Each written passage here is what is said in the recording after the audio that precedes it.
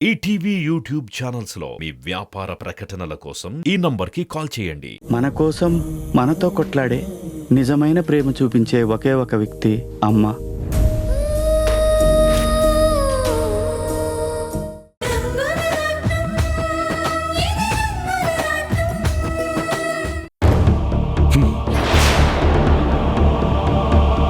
ఏంటండి, ఏముంది అందులో? ఇంకే ఉంటుంది. వర్ష పేరు మీద కొన్న స్థలం మనం ఇవ్వము అన్నా ప్రభుత్వం ఊరుకోదంట.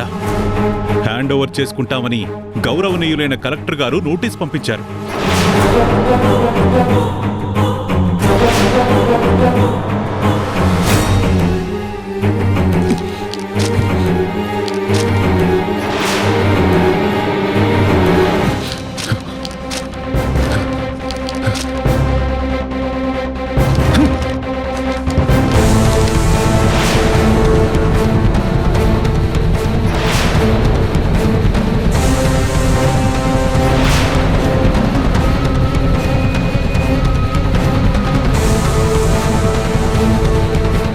ఏంటి రాణి, ఇలా వచ్చావు?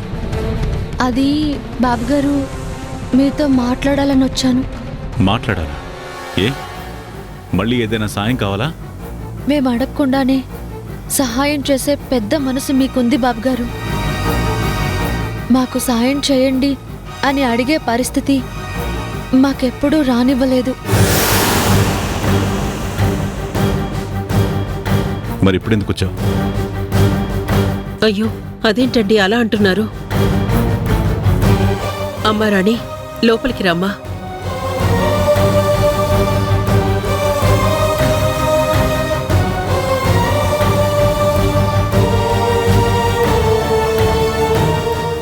బాబుగారు, మీకు మా మీద ఎందుకు కోపం వచ్చిందో నాకు తెలుసు.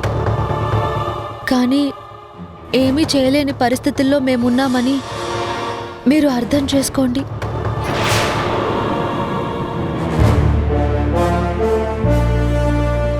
మీకు తెలియని పదవులు, మీకు తెలియని అధికారాలు కాదు. నేను గోపితో మాట్లాడాను. ఏం చేసైనా ఆ స్థలం జోలికి రావద్దు అని చెప్పాను.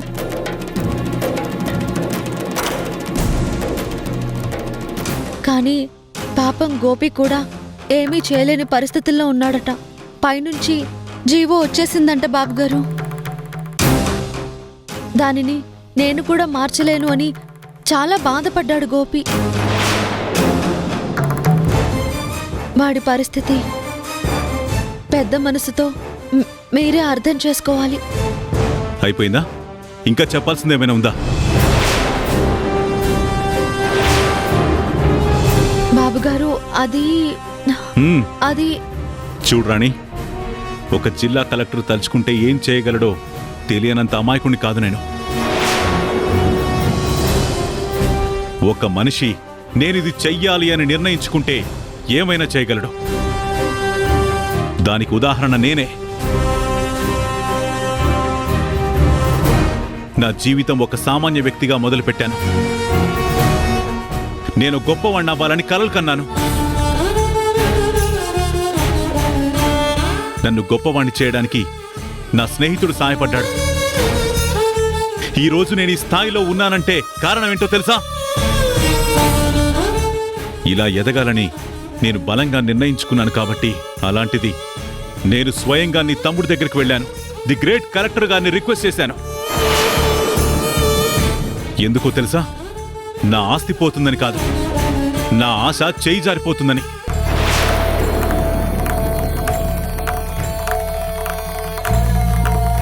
కళ్ళు కాయలు కాసేలాగా నా మనవరాలి కోసం ఎదురు చూస్తూ ఉన్నాను. తన జ్ఞాపకాలు మాతో లేవు. తన జ్ఞాపకంగా కొనుక్కున్న ఆ ఒక్క స్థలమే మాకు మిగిలింది. అది మా చేయి దాటిపోతే మా వర్షంకిప్పటికీ రాదు అని నా మనసు కనిపించింది. అది తట్టుకోలేకే నేను వెళ్ళాడిగాను. నువ్వు చెప్తే నీ తమ్ముడు వింటాడనే పూర్ణ నీతో మాట్లాడింది. అది ఆ స్థలం మీద ఉన్న మమకారం. అందుకే ఆ స్థలాన్ని కాపాడుకోవాలని అంత కష్టపడ్డాను. కానీ నీ తమ్ముడికి అది అవసరం లేదు. అక్కడ రోడ్డు పడితే గోపి అంత గొప్పవాడు లేడు అని ప్రజలు బ్రహ్మరథం పడతారు. జనాల దృష్టిలో దేవుడవుతాడు. ఆ పొగడ్తల కోసం నా సెంటిమెంట్ని చంపేశాడు. ఇంకా ఏం మిగిలిందని నువ్వు మాట్లాడతావు?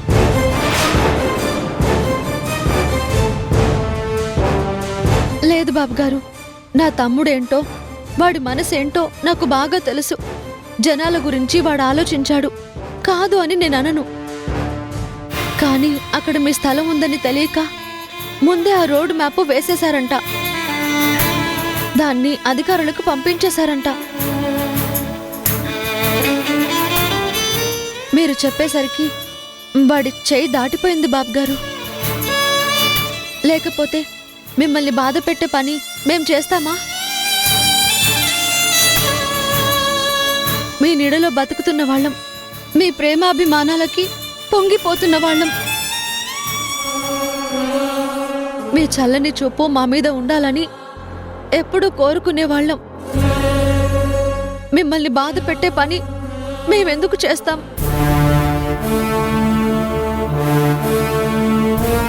మా తమ్ముడి తరపున మిమ్మల్ని క్షమించమని వేడుకుంటున్నాను. ఆగక్కడ.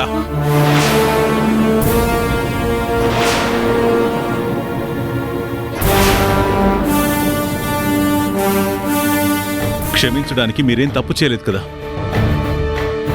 మరెందుకు క్షమించమని అడుగుతున్నావు? ఏది నీ తమ్ముడి చేతిలో లేదని నువ్వే చెప్తున్నావు కదా, మరి నా కాళ్ళు ఎందుకు పట్టుకుంటున్నావు? ఇంకా ఎందుకు ఇలా నటిస్తున్నావు?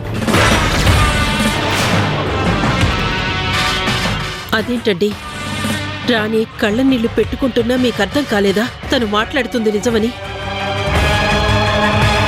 తన తమ్ముడి తప్పు లేదు అని చెప్పడానికే రాణి కన్నీళ్లు పెట్టుకుంటుంది. కానీ మన వర్ష ఎక్కడుందో తెలియక ఏడ్చి ఏడ్చి మన కళ్ళల్లో నీళ్లు కూడా ఇంకిపోయాయి. మరి దానికి సమాధానం ఎవరు చెప్తారు? గోపి కలెక్టర్ అయ్యాడంటే అందరికన్నా ఎక్కువగా మనమే సంతోషించాం. మనింట్లో పిల్లాడికి ఆ పదవి వచ్చినట్టు మనం ఆనందపడ్డాం.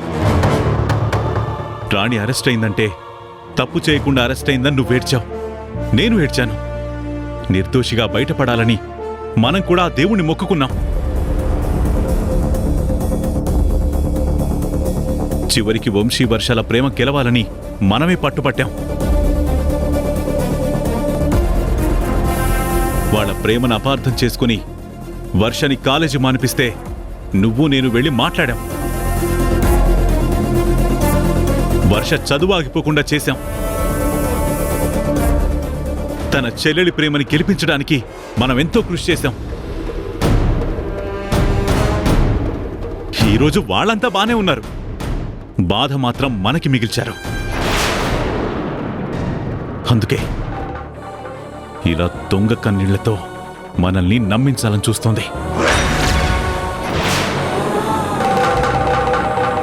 ఇంకా నమ్మమంటావా? నిజం ఉంది అనుకోమంటావా?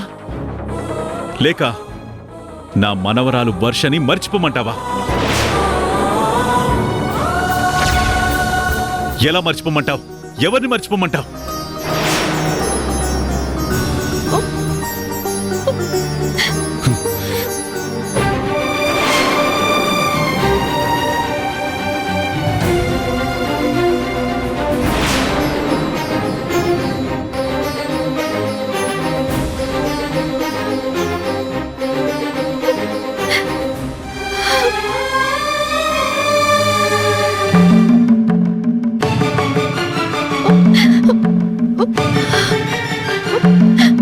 అమ్మా, అయ్యగారి కోపాన్ని నేను తప్పు పట్టను. కానీ మా తప్పు లేదు అని కనీసం మీరైనా అర్థం చేసుకోండి.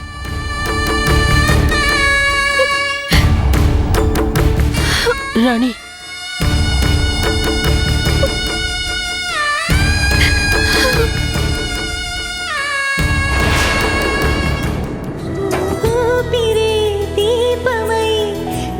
పంచబంధమే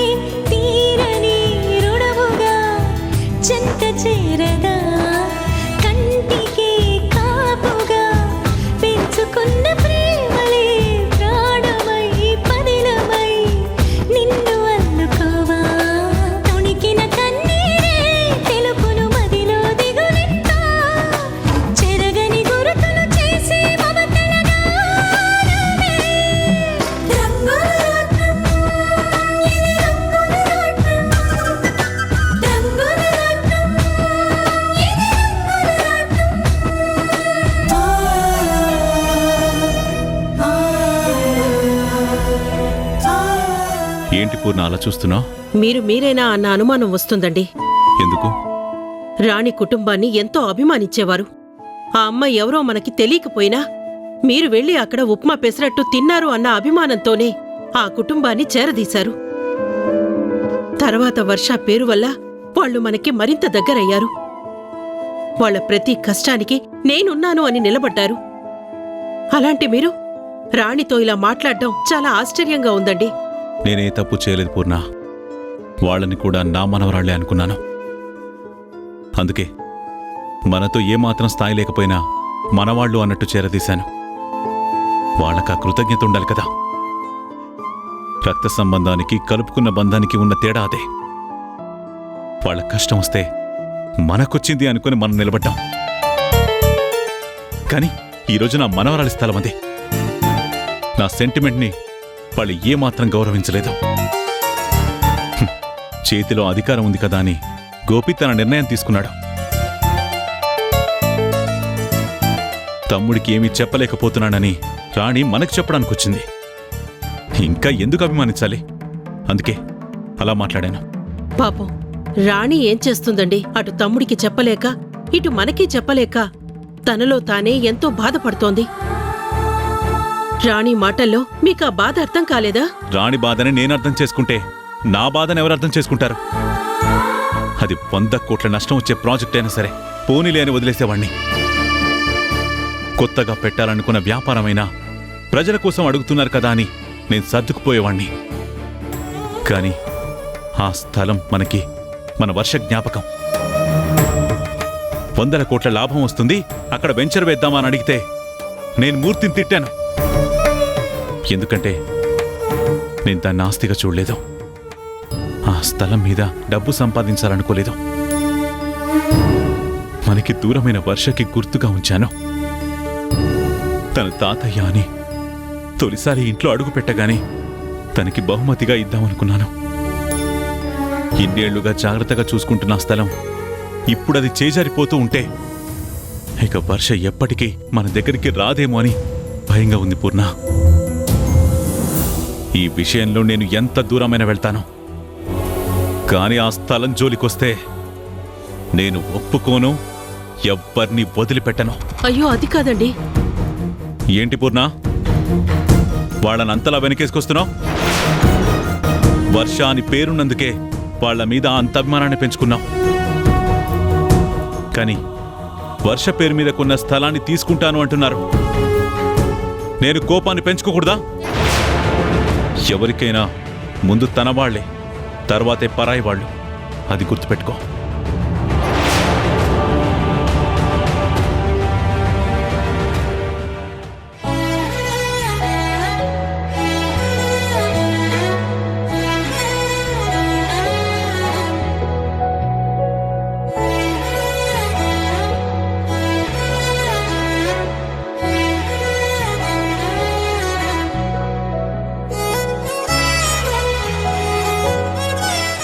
ఎంత అందంగా ఉన్నావు వర్ష.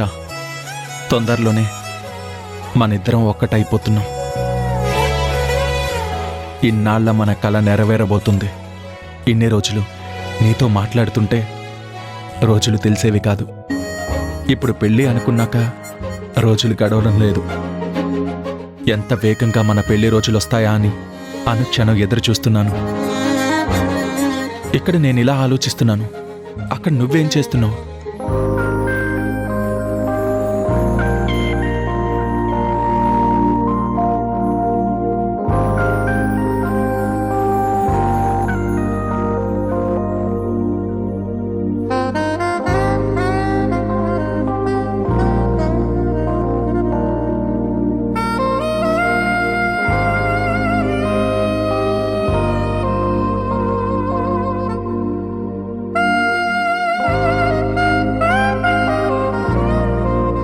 ఏంటి వంశీ, ఏం చేస్తున్నావు?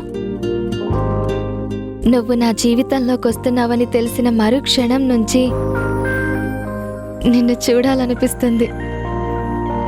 నీతో మాట్లాడాలని నా మనసు పదే పదే కోరుకుంటుంది. మరి నాతో మాట్లాడాలని నీకు అనిపించటం లేదా?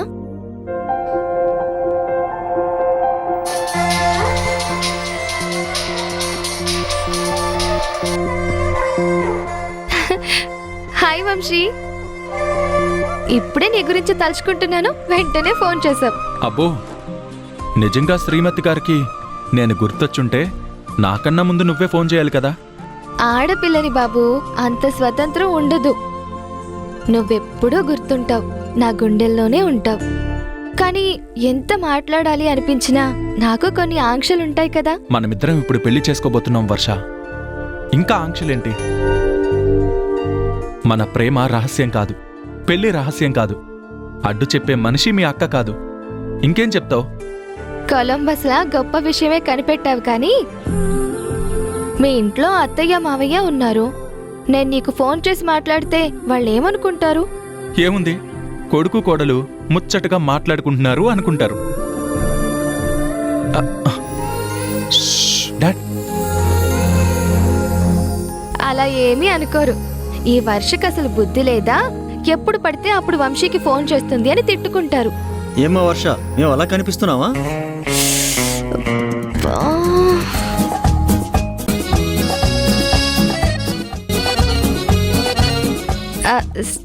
సార్, అది సారేంటమ్మా, మావయ్యని పిలు. సారీ మావయ్య. ఏంటి మావయ్య అని పిలవడం ఇష్టం లేదా? సారీ చెప్తున్నావు? అది అత్తయ్య. అదే ఏంటో చెప్పు. మమ్మీ, వర్ష కన్ఫ్యూజ్ అయిపోతుంది. అబ్బో, అప్పుడే మీ ఆవిడని వెనకేసుకొస్తున్నావు. సరే, మీ ఆవిడ మేమేం అనం.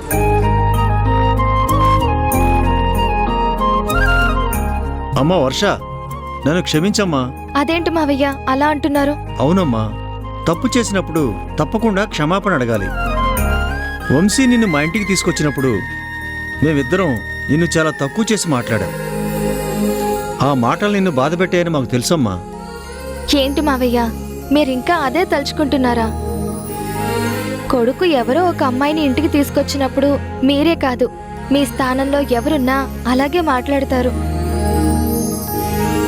ముందు మా ప్రేమ విషయంలో వంశీని మా అక్క కూడా తప్పుగానే అర్థం చేసుకుంది.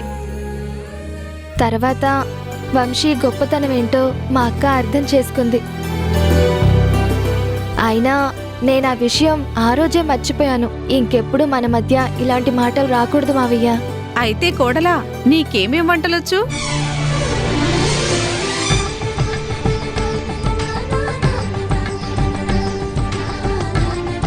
ప్లీజ్.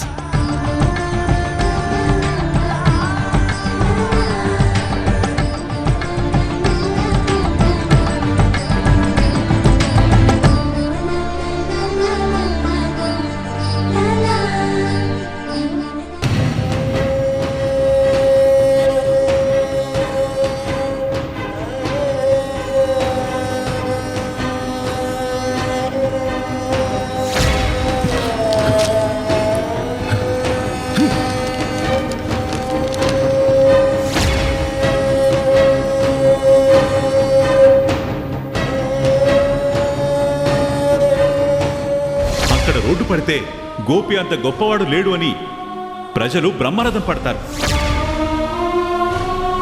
ఆ పొగడ్తల కోసం నా సెంటిమెంట్ని చంపేశాడు. ఇంకా ఎందుకు ఇలా నటిస్తున్నావు? తన తమ్ముడి తప్పు లేదు అని చెప్పడానికే రాణి కన్నీళ్లు పెట్టుకుంటుంది. ఈరోజు వాళ్ళంతా బానే ఉన్నారు, బాధ మాత్రం మనకి మిగిల్చారు.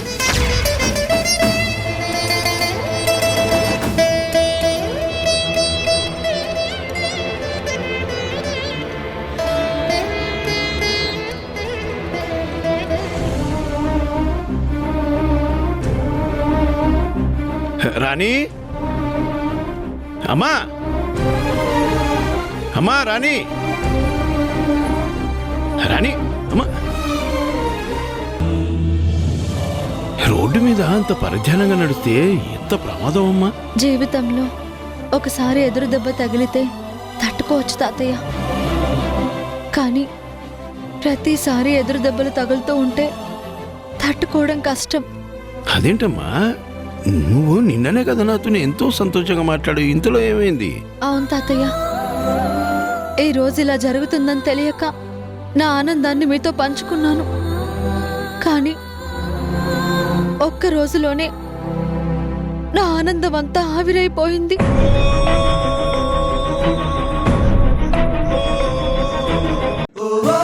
శామ్,